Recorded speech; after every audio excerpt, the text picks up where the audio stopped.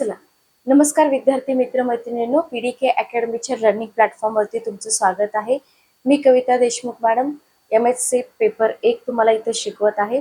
तर सेट परीक्षा 2026 साठी पीडीके अकॅडमी तर्फे त्या युट्यूबवरच्या सिरीजमध्ये आज आपण PYQ अनालिसिस पाहणार आहोत. जसं की तुम्हाला माहितच आहे, कुठल्याही स्पर्धा परीक्षाची जर तयारी व्यवस्थित करायची असेल तर PYQ अनालिसिस आणि ज्या फॉर्मॅटमध्ये तुमची एक्झाम आहे, जसं की मल्टिपल चॉईस, तर त्याची प्रॅक्टिस आपण जास्तीत जास्त केली पाहिजे. तर युट्यूबवरचं आज हे आपलं पहिलंच सेशन आहे, म्हणजे मी या प्लॅटफॉर्मवरती आजपासून तुम्हाला इथे शिकवणार आहे. तर PYQ अनालिसिसमध्ये आपण जे आपल्या 10 टॉपिकपैकी सगळ्यात डिफिकल्ट असा टॉपिक मानला जातो रिसर्च ॲप्टिट्यूड, तर या टॉपिकवरचे काही क्वेश्चन घेणार आहोत. चॅनलवरती नवीन असाल तर चॅनलला सबस्क्राईब करा, बेल नोटिफिकेशन ऑन करा, म्हणजे लेक्चरच्या नोटिफिकेशन तुम्हाला वेळेवर मिळतील. पहिला क्वेश्चन आपण इथे घेऊया. चला, फर्स्ट क्वेश्चन तुमच्या समोर आहे बघा. क्वेश्चन तुम्हाला दिलाय, संशोधनातील वैधता आणि विश्वसनीयता याच्या संबंधी खालील विधानांचा विचार करा. तुम्हाला इथं व्हॅलिडिटी आणि रिॲबिलिटीशी रिलेटेड काही सेंटेन्स दिलेले आहेत, त्याचा तुम्हाला विचार करायचा आहे. पहिलं विधान आहे, संशोधनाचे साधन विश्वसनीय असल्याशिवाय ते वैध असू शकत नाही.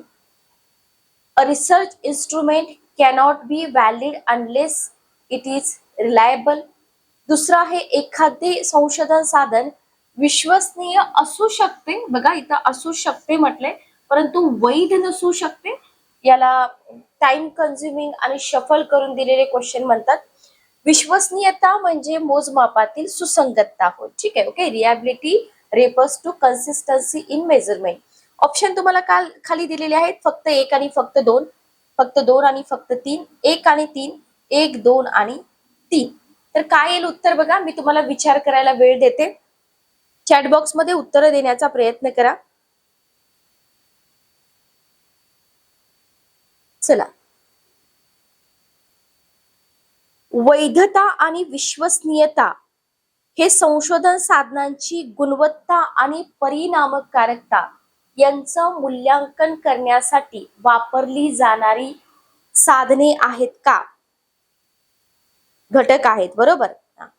तर व्हॅलिडिटी म्हणजे काय, वैधता म्हणजे काय, इथं तुम्हाला हे जे संज्ञा आहेत याचा अर्थ माहित असेल तर तुम्हाला उत्तर डेफिनेटली इथे येणार आहेत. संशोधन साधनांची अचूकता, बरोबर. वैधता म्हणजे संशोधन साधनांची अचूकता तुम्ही म्हणू शकता इथं. Okay, clear. नेक्स्ट बघा, पुढचा पॉइंट. जेव्हा एकच उपकरण समान परिस्थितीमध्ये वारंवार वापरलं जातं, लक्ष द्या, एकच उपकरण संशोधनामध्ये वारंवार वापरलं जातं तेव्हा काय होतं, पण समान परिस्थितीमध्ये, ठीक आहे, समान परिस्थितीमध्ये, तेव्हा मापन परिणामांमध्ये आढळणारी जी समानता किंवा सुसंगतता आहे त्याला आपण काय म्हणतो, विश्वसनीयता म्हणतो, बरोबर. विश्वसनीयता म्हणतो. तर हे सगळे पॉइंट तुम्हाला माहित असले पाहिजे. मग एखादं साधन विश्वसनीय आहे, लक्षात घ्या, एखादं साधन विश्वसनीय आहे, मग ते वैध असेलच असं असू शकतं का? एखादं साधन विश्वसनीय आहे पण ते वैध असेलच असं असू शकतं का? चॅटबॉक्स मध्ये सांगा फटाफट. नसण्याची शक्यता आहे, लक्षात घ्या.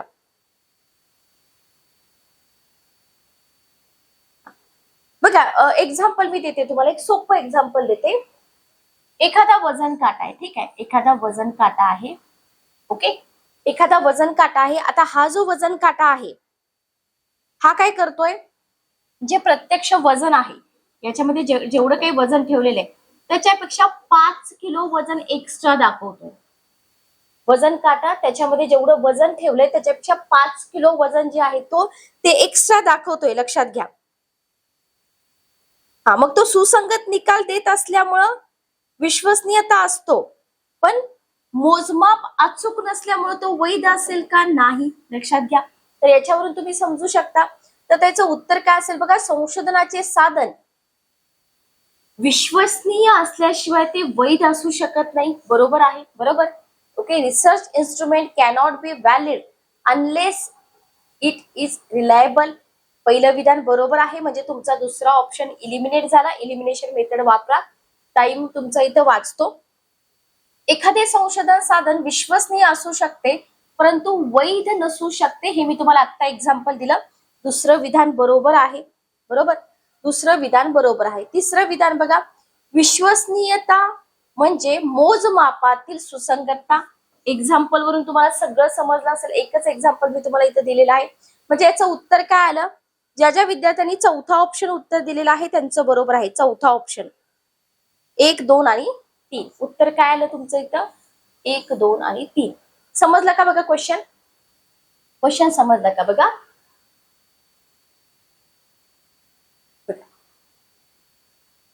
इथं तुम्हाला एक सिलॉगिझम टाइप डायग्राम दिलेली आहे एक्सप्लेनेशन मध्ये. एक्झाम साठी स्मार्ट टिप्स पण दिलेले आहेत. टिप नंबर 1 लक्षात ठेवा, जे की मी तुम्हाला ऑलरेडी एक्सप्लेन केलेलं आहे. Golden rule. गोल्डन रूल मध्ये तुम्हाला काय लक्षात ठेवायचंय की बघा, a test can be reliable without being valid but cannot be valid without being reliable. Statement 1 and 2 are universally true. Okay, diagram बघा. आणि tip number 2, look for the word consistency, सुसंगतता. ठीक आहे, तर हे सगळं एक्सप्लेनेशन ऑलरेडी मी तुम्हाला एकाच एक्झाम्पल वरनं दिलेलं आहे. त्याच्यामुळं जेव्हा तुम्ही पेपर अनालिसिस करता तेव्हा अशा पद्धतीनं संपूर्ण कॉन्सेप्ट समजून घेतल्याशिवाय क्वेश्चन आपल्याला सॉल्व्ह झालाय असं इथं समजायचं नाही. लक्षात घ्या. ठीक आहे, तर आपल्या पीडीके अकॅडमीच्या ऍप वरती तुम्हाला एवढेच सेट एक्झाम 2026 पेपर 1 परिपूर्ण तयारी नवीन बॅच सुरू होत आहे. फीज आहे 2499. 50% ऑफ. बॅचची वैशिष्ट्य जर तुम्ही बघितली तर इथं तुम्हाला नेट सेट क्वालिफाय असलेला टीचर स्टाफ टीचिंग साठी आहे. सगळ्या घटकांच्या परिपूर्ण नोट्स तुम्हाला इथं मिळणार आहेत. अभ्यासक्रमानुसार टेस्ट सिरीज तुम्हाला इथं मिळणार आहे आणि 80+ मार्क्स मिळवण्यासाठी अतिशय उपयुक्त बॅच इथं तुम्हाला ही ठरणार आहे. तर ज्या विद्यार्थ्यांना बॅच घ्यायची आहे तर इथं तुम्ही पीडीके अकॅडमीचं ऍप्लिकेशन डाउनलोड करा. डिस्क्रिप्शन बॉक्स मध्ये पण तुम्हाला बॅचची लिंक मिळून जाईल. पीडीके अकॅडमीचा नंबर आहे, त्या नंबरवरती तुम्ही कॉल किंवा मेसेज करून तुमचे काही डाऊट्स असतील तर विचारू शकता. ठीक आहे, ओके. नेक्स्ट क्वेश्चन बघा, पुढचा प्रश्न बघा. त्याच्यानंतर एमएस सेट केमिकल सायन्सशी रिलेटेड इथे एक आपली बॅच आहे. Chemistry concept with PYQ. तर इथे तुम्हाला फीचर्स दिलेले आहेत. डिजिटल पॅनलवर पीवायक्यू चे डिटेल एक्सप्लेनेशन असेल. 1000+ अतिसंभाव्य प्रश्न प्रॅक्टिस साठी आणि ऑनलाईन टेस्ट सिरीज. हाही कोर्स तुम्हाला आपल्या पीडीकेच्या ऍप्लिकेशन वरती मिळून जाईल. काही शंका असतील तर कॉल किंवा मेसेज करून विचारू शकता. ठीक आहे, ओके. नेक्स्ट क्वेश्चन बघा, खालीलपैकी कोणती विधाने संशोधनातील साहित्य आढाव्याचा उद्देश अचूकपणे स्पष्ट करते? क्वेश्चन काय आहे बघा, तुम्हाला इथं दिलेलं आहे एखाद्या विषयावरील, बघा क्वेश्चन काय दिलाय, आता क्वेश्चन आहे साहित्य आढाव्याशी रिलेटेड. बरोबर, तर एखाद्या विषयावरील ज्ञानाच्या सद्यस्थितीचा सारांश सादर करणे. उद्देश विचारलाय तुम्हाला. साहित्यातील उणीवा किंवा विसंगती ओळखणे. तिसरा ऑप्शन आहे आपल्या स्वतःच्या संशोधनामागील तर्काचं समर्थन करणं. आणि चौथा ऑप्शन आहे प्राथमिक स्रोतांपासून माहिती गोळा करणे. बघा इथं 2 सोर्स असतात की नाही, प्रायमरी आणि सेकंडरी. जर तुम्ही थेरी व्यवस्थित मध्ये शिकला असाल तर तुम्हाला हे लक्षात येऊन जाईल. काय येईल उत्तर बघा, चला.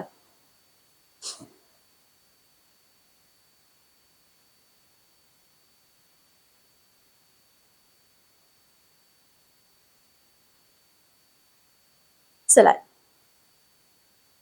ए, बी आणि सी. पर्याय ए, बी आणि सी. बरोबर. ज्ञानाच्या सद्यस्थितीचा सारांश. बघा साहित्य आढावा जो असतो ना, लक्षात घ्या, याचं उत्तर काय तर मी आधी सांगते तुम्हाला. एखाद्या विषयावरील ज्ञानाच्या सद्यस्थितीचा सारांश सादर करणं साहित्य आढाव्याचा उद्देश. बरोबर. साहित्यातील उणीवा किंवा विसंगती दाखवणं आणि आपल्या स्वतःच्या संशोधनामागील तर्कांचं समर्थन करणं. तर ज्यांनी ए, बी आणि सी उत्तर दिलेलं आहे त्यांचं उत्तर बरोबर आहे. तर साहित्य आढावा हा जो पॉइंट आहे हा आपल्याला खूप सोपा वाटतो, पण जर थेरी आपण प्रॉपर नाही केली इथं ऑप्शन थोडेसे आपल्याला कॉम्प्लिकेटेड वाटू शकतात. तर इथं सद्यस्थितीचा सारांश, उणीवा ओळखणे आणि तर्काचं समर्थन. तर इथं बघा लक्षात घ्या, इथं आपल्याला एक गोष्ट लक्षात ठेवायची की साहित्य आढावा हा एखाद्या विषयाशी संबंधित विद्यमान संशोधन सिद्धांत आणि निष्कर्षांचा काय करतो, संक्षिप्त सारांश देतो. हे सगळं जे विद्यार्थी बॅच मध्ये आहेत त्यांना बॅच मध्ये आपल्या हा टॉपिक चालू आहे. तर हा झाला तुमचा पहिला ऑप्शन. दुसरा ऑप्शन तर्काचं समर्थन करणं, बरोबर. हा, तर साहित्य आढाव्याचा चौथा उद्देश नसतो की नाही, प्रायमरी सोर्सेस नसतो, बरोबर. लक्षात घ्या, सर्वे आढाव्याच्या बाहेर जातात. हे जे डाटा कलेक्शन वगैरे असतं ना, हे आढाव्याच्या बाहेर जातात. त्याच्यामुळे डी ऑप्शन जो आहे तो इथे तुमचा चुकीचा आहे. नेक्स्ट क्वेश्चन बघा, एखाद्या प्रकरणाच्या स्वरूपाविषयी महत्वाची वैशिष्ट्ये उघड करण्याच्या उद्देशाने केलेले सर्वेक्षण संशोधन खालीलपैकी कोणत्या संशोधन आराखड्याशी संबंधित आहेत. संशोधन आराखड्याचे प्रकार, रिसर्च डिझाईन, बरोबर. याच्यामध्ये पहिला ऑप्शन आहे क्रॉस सेक्शनल, दुसरा आहे अनुदैर्य, तिसरा आहे केस स्टडी, चौथा आहे तुलनात्मक. काय येईल उत्तर बघा, महत्वाची वैशिष्ट्ये उघड करण्याच्या उद्देशाने. याच्यावरती फोकस करा, उत्तर येऊन जाईल तुम्हाला. क्रॉस सेक्शनल, लॉंगिट्युडल आणि केस स्टडी. केस स्टडी फार सोपा आहे बघा, याच्यावरून तुम्ही उत्तरापर्यंत पोहोचू शकता.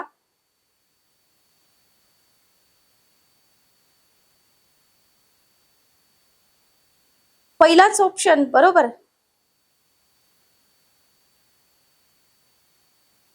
तिसरा ऑप्शन केस स्टडी.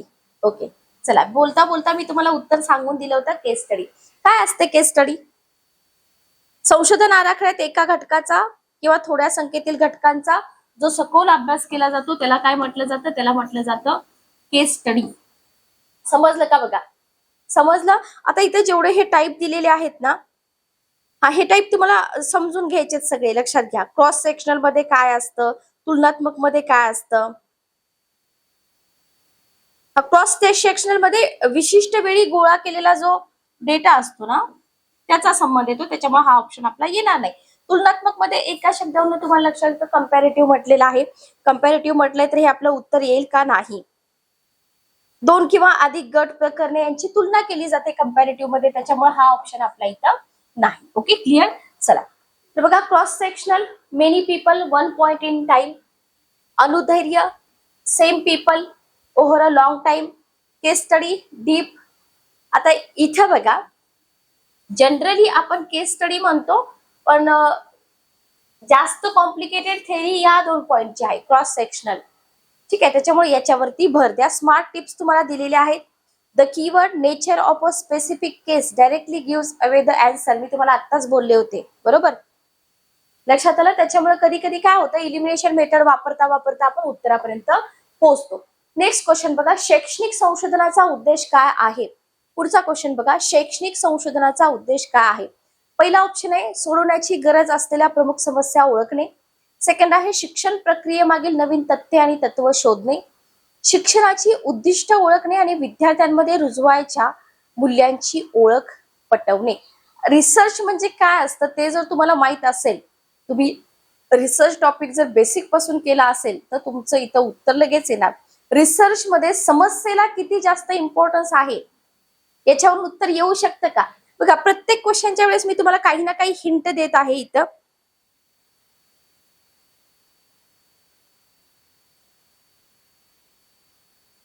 चला, संशोधन ही वैज्ञानिक पद्धतीवर आधारित एक पद्धतशीर चौकशी आहे, लक्षात घ्या, बरोबर. मग फक्त समस्याच ओळखून चालतं का? रिसर्च मध्ये समस्या ओळखून चालतं का? रिसर्चच्या स्टेप्स आपण बघितलेत की नाही? मग आपण बघा सली मिस्टेक म्हणतो, समस्या म्हटलं की आपण पहिल्या ऑप्शन कडे जाऊ शकतो, पण पुढे इथं आपल्याला संशोधनामध्ये नवीन तथ्य आणि नवीन तत्व शोधायचे असतात. संशोधन हे ज्ञानाच्या वृद्धीसाठी केलं जातं, बरोबर, सोप्या भाषेमध्ये. म्हणून तर असं बोललं जातं की हा जो टॉपिक आहे रिसर्च ऍप्टिट्यूड, विद्यार्थी काय करतात, जेवढे प्रिव्हियस इयरचे क्वेश्चन आले तेवढेच करतात, म्हणजे बेसिक पासून करत नाहीत. अगदी रिसर्च म्हणजे काय, त्याचा अर्थ काय आहे, त्याची डेफिनेशन काय आहे, हे सगळं करत नाहीत. मग काय होतं, असे सोपे सोपे क्वेश्चन पण आपल्याकडून चुकू शकतात. तर याचा आन्सर आहे आन्सर नंबर 2, शिक्षण प्रक्रियेमागील नवीन तथ्ये आणि तत्वे शोधणे. समस्या हा एक शब्द बघून तुम्ही पहिल्या ऑप्शन कडे जाऊ शकता, ज्याला सिली मिस्टेक म्हणतो आपण. बघा, शिक्षण प्रक्रिया जी आहे ना, तर या शिक्षण प्रक्रियेमागील नवीन तथ्य आणि तत्व शोधणे हे आपलं उत्तर आहे. ठीक आहे, ओके, क्लिअर. प्रत्येक ठिकाणी तुम्हाला स्मार्ट टिप्स पण दिलेले आहेत. Research is a primarily about discovering new facts, म्हणजे इथं तुम्हाला रिसर्च करताना काही नवीन फॅक्ट डिस्कवर करायचे आहेत, बरोबर. फक्त प्रॉब्लेम आयडेंटिफाय करायचंय का? नाही, फक्त प्रॉब्लेम आयडेंटिफाय करणं हे रिसर्चचं ध्येय असतं का? नसतं. त्याच्यामुळे आपलं उत्तर काय येणार आहे इथं? Option number 2. नेक्स्ट क्वेश्चन बघा, खालीलपैकी कोणती संशोधन प्रक्रिया उत्तर प्रत्यक्षवाद, पॉझिटिव्हिझम आणि post positivism, very very important, set exam मध्ये रिसर्च ऍप्टिट्यूड टॉपिक मध्ये हा जो तुमचा भाग आहे, हा कॉन्सेप्च्युअल क्लिअरिटी असल्याशिवाय पॉझिटिव्हिझम आणि पोस्ट पॉझिटिव्हिझम या पॉइंट वरती तुम्हाला उत्तरं येत नाहीत, लक्षात घ्या. तर कोणत्या दृष्टिकोना अंतर्गत येईल? आता इथं क्वेश्चन तुमचा पोस्ट पॉझिटिव्हिझम वरती आहे. ज्या विद्यार्थ्यांना ही संकल्पना क्लिअर आहे, बॅच मध्ये मी तुम्हाला हे सगळं शिकवलंय. पॉझिटिव्हिझम म्हणजे काय, पोस्ट पॉझिटिव्हिझम म्हणजे काय. पहिला ऑप्शन आहे स्टँडर्ड सर्वे, दुसरा आहे एक्सपेरिमेंटल स्टडी, तिसरा आहे वांशिक अभ्यास आणि चौथा आहे मागील अभ्यास, ज्याला म्हटलं इथं पास्ट स्टडी. काय येईल उत्तर बघा.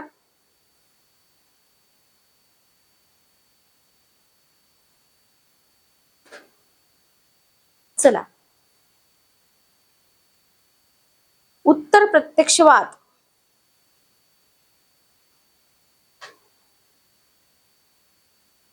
पोस्ट पॉझिटिव्हिझम काय मानतं? केवळ कृतीला समर्थन देत असतील, संकल्पना जर केवळ कृतीला समर्थन देत असतील तरच त्या सुसंगत असतात. याच्यावरून उत्तर येईल का तुमचं? येईल ना? विचार करा थोडासा. पॉझिटिव्हिझम मध्ये वस्तुनिष्ठ ज्ञानच विश्वसनीय असतं, लक्षात घ्या, बरोबर.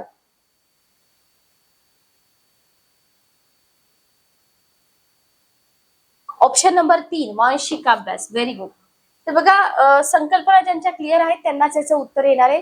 इथे तुम्हाला दिलेलं आहे positivism, hard number, standard survey, lab experiments, okay.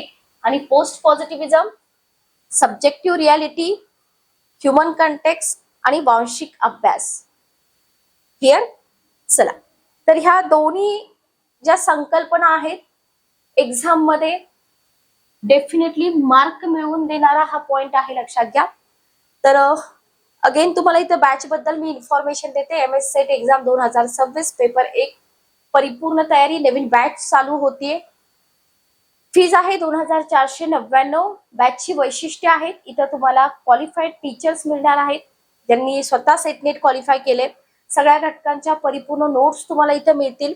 अभ्यासक्रमानुसार taste series पण अवेलेबल आहे आणि 80+ मार्क मिळवण्यासाठी ही बॅच तुमच्यासाठी अतिशय उपयोगी ठरणार आहे. तर प्ले स्टोअरला जाऊन तुम्ही आपलं जे ऍप आहे PDK अकॅडमी डाउनलोड करा. नंबर इथे शेअर केलाय, जर काही डाऊट असतील तर तुम्ही नंबरवरती कॉल किंवा मेसेज करू शकता. डिस्क्रिप्शन बॉक्स चेक करत राहा, त्याच्यामध्ये पण लिंक तुम्हाला मिळून जाते. Okay, clear. त्याच्यानंतर chemical science, chemistry concept with PYQs हा एक कोर्स तुम्हाला मिळत आहे. 2499 रुपये प्राइस आहे. आणि महत्वाचं वैशिष्ट्य म्हणजे जेवढे काही PYQ चे एक्सप्लेनेशन आहेत ते डिजिटल पॅनल वरतीच मिळणार आहेत, लक्षात घ्या. 1000+ अतिसंभाव्य प्रश्न आहेत. ऑनलाईन टेस्ट सिरीज पण याच्यामध्ये तुम्हाला इन्क्लूड आहे. ओके, इंटरेस्टेड कॅन्डिडेट एनरोल करून घ्या.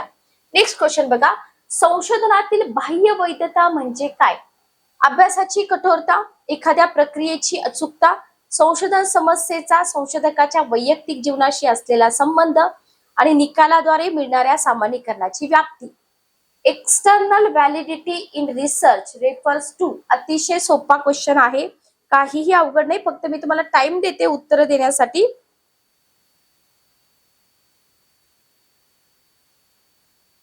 बघा, संशोधनातील वैधता म्हणजे काय असते? कार्यपद्धती, संशोधन साधने, चाचण्या ह्यांची जी अचूकता असते ना, त्यालाच आपण वैधता म्हणतो. आताच मी तुम्हाला सांगितलं, बरोबर.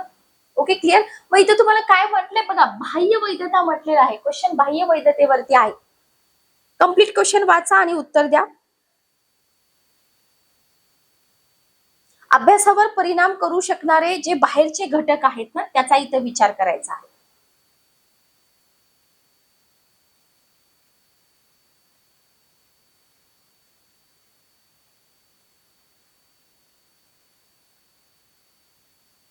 चला, बाह्य घटकावर नियंत्रण ठेवले पाहिजे. उदाहरण तुम्ही सामाजिक शास्त्र सर्वेक्षणाचं घ्या.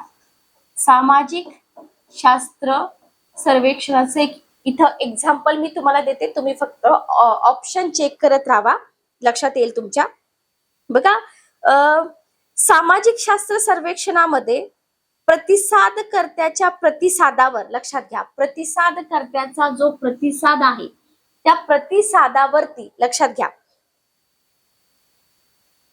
सहभागी नसलेल्या निरीक्षकाच्या केवळ उपस्थितीमुळे परिणाम होऊ शकतो का? तर होऊ शकतो. मी जे बोलते त्याच्याकडे केअरफुली लक्ष द्या. होऊ शकतो का? होऊ शकतो. म्हणजे काय? मग याचा अर्थ काय? संशोधनाचे निष्कर्ष कितपत सामान्यीकृत केले जाऊ शकतात आणि अभ्यासाखाली नसलेल्या इतर प्रकरणांवर लागू केले जाऊ शकतात का, याचा सुद्धा समावेश याच्यामध्ये असतो. कशामध्ये? बाह्य वैधता. लक्षात आलं? याच्यावर आपलं उत्तर काय येईल? उत्तर आहे आपलं 4. निकालांद्वारे मिळणाऱ्या सामान्यीकरणाची व्याप्ती. The scope of generalisation derived from the results. Okay, म्हणून जेव्हा जेव्हा मी एक्झाम्पल देते ना, त्या एक्झाम्पल वरून लगेच तुम्हाला उत्तरं आली पाहिजेत. लक्षात आलं? क्लिअर? चला बघा, internal validity is equal to accuracy inside the study. सामान्यीकरण, तर बघा, निकालाद्वारे मिळणाऱ्या सामान्यीकरणाची व्याप्ती आणि external validity generalizing to the outside world. लक्षात आलं? तर हे दोनच पॉइंट्स तुम्हाला इथे लक्षात ठेवायचे होते, याच्यावर तुमची उत्तरं इथं येणार होती. नेक्स्ट क्वेश्चन बघा, पुढचा प्रश्न. संशोधनात विश्वसनीयता हा मापन प्रक्रियेचा असा गुणधर्म आहे जो खालीलपैकी कोणत्या गोष्टी प्रदान करतो? पुनरावृत्ती क्षमता आणि अचूकता. आता अॅक्युरसी इथं 2 ठिकाणी आलेला आहे बघा. वक्तशीरपणा आणि अचूकता, अचूकता आणि वेग आणि पुनरावृत्ती क्षमता. काय येईल उत्तर बघा? चला, बायलिंग्वल दिलेले आहेत क्वेश्चन तुम्हाला. मराठीमध्ये नाही समजलं तर इंग्रजीमध्ये क्वेश्चन तुम्हाला दिलेला आहे. हा, इथं मी तुम्हाला एक हिंट दिली होती, अॅक्युरसी. संशोधन म्हणजे काय? जे सोर्सेस आहेत त्याच्यामधून माहिती गोळा करायची, बरोबर? हा, मग त्याच्यासाठी साधने वापरली जातात, उपकरणे वापरली जातात. या मापन साधनांच्या विकासासाठी विश्वसनीयता आणि वैधता या 2 संकल्पना सेंटरला असतात, लक्षात घ्या. मग याच्यामुळे इथं तुमचा ऑप्शन जो आहे ना, याच्यामध्ये अॅक्युरसी पाहिजेच. त्याच्यामुळे हे 2 ऑप्शन इलिमिनेट होऊन गेले. तर हा 50-50% याच्यामध्ये कन्फ्युजन आहे, पुनरावृत्ती क्षमता का वक्तशीरपणा.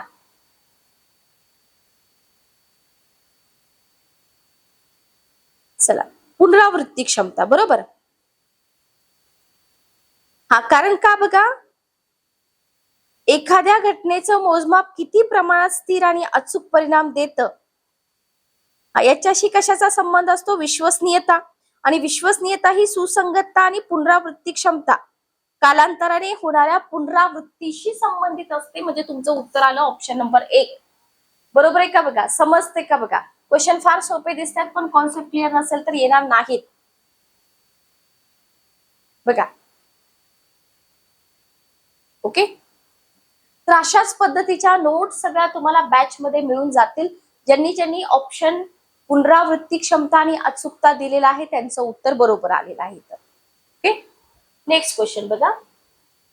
डॅश डॅश विचारसरणी आपल्याला टप्प्याटप्प्याने सुसंगतपणे विधाने लिहिण्यास आणि युक्तिवाद करण्यास सक्षम करते. अचूक विचारसरणी, वैज्ञानिक विचारसरणी, तार्किक विचारसरणी, स्पष्ट विचारसरणी. आता इथं लक्षात घ्या, युक्तिवाद म्हटलंय, ठीक आहे. युक्तिवाद क्वेश्चन मधला जो कीवर्ड आहे ना, तो कीवर्ड पकडा. तो कीवर्ड पकडला की उत्तरापर्यंत आपण पोहोचतोच, लक्षात घ्या.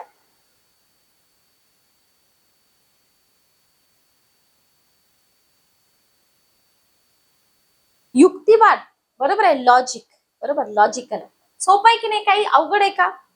म्हणून मी तुम्हाला बोलले की फक्त कीवर्ड शोधा. स्टेप बाय स्टेप मॅनर इथं टप्प्याटप्प्याने लॉजिक, आयडिया, आर्ग्युमेंट हे सगळे पॉइंट्स तुम्हाला दिलेले आहेत. तर क्वेश्चन हा, तार्किक विचारसरणीमुळे आपण टप्प्याटप्प्याने काय करू शकतो? सुसंगतपणे विधाने लिहू शकतो, बरोबर. सुसंगतपणे विधाने लिहू शकतो. युक्तिवाद विकसित पण करू शकतो. बर, आता बघा, तर्क आणि तार्किक हे जनरली एकाच अर्थाने वापरले जातात, पण याचा अर्थ एक आहे का हो? सांगा मला चॅटबॉक्स मध्ये, याचा अर्थ एक आहे का? तर्क आणि तार्किक याचा अर्थ एक आहे का? नाही, लक्षात घ्या. तर्कशास्त्र म्हणजे युक्तिवाद आणि तर्कांचं मूल्यांकन कसं करायचं याचं शास्त्र आहे, लक्षात घ्या. Okay, clear?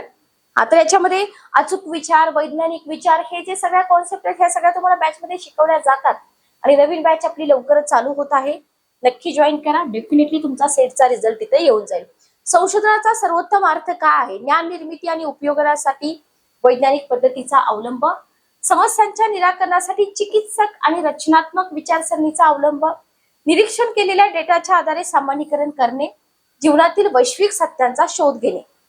रिसर्चचा डेफिनेशन, रिसर्चचा अर्थ जर तुम्ही शिकला असाल तर याचं उत्तर तुम्हाला आलं पाहिजे. चला,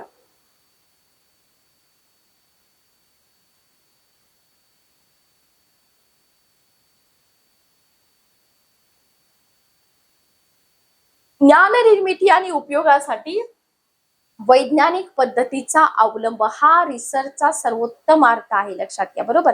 आता हे दोन ऑप्शन तुम्ही इझिली एलिमिनेट करू शकत होतात, बरोबर, कारण इथे फक्त डेटाचा उल्लेख केलेला आहे, त्याच्यामुळे हे तर उत्तर येणार नाही. पण वरच्या दोन ऑप्शन मध्ये तुम्हाला कन्फ्युजन डेफिनेटली झालं असेल. तर बघा, सायंटिफिक मेथड, जेव्हा रिसर्च ही कॉन्सेप्ट मी तुम्हाला शिकवली आहे बॅच मध्ये, जे विद्यार्थी इथं आहेत आणि जे नसतील त्यांनी पण लक्ष द्या. तर रिसर्च ही कॉन्सेप्ट तुम्हाला आधी शिकावी लागते, बरोबर. थोडासा तत्वज्ञानाचा भाग पण त्याच्यामध्ये येतो. तर scientific method plus knowledge creation application म्हणजेच रिसर्च, बरोबर. युनिव्हर्सल ट्रूथ येईल का इथं? नाही येणार. त्याच्यामुळे उत्तर काय आलं तुमचं? Option number 1. नेक्स्ट क्वेश्चन बघा, पुढचा प्रश्न. सॉरी,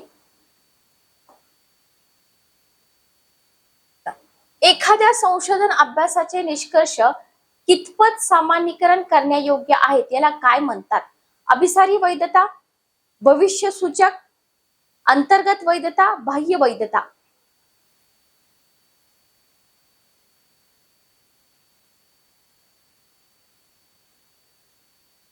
याच्या अगोदरच एक क्वेश्चन झालाय आपला. संशोधनातील वैधता म्हणजे प्रामुख्याने कार्यपद्धती, संशोधन साधने आणि चाचण्या यांची जी अचूकता असते त्याला म्हटलं जातं वैधता. पाठीमागं पण मी तुम्हाला सांगितलेलं आहे. आणि याचं जे उत्तर आहे ना, त्याच्यावरती आपण क्वेश्चन नंबर 2 घेतला होता, आठवते का बघा.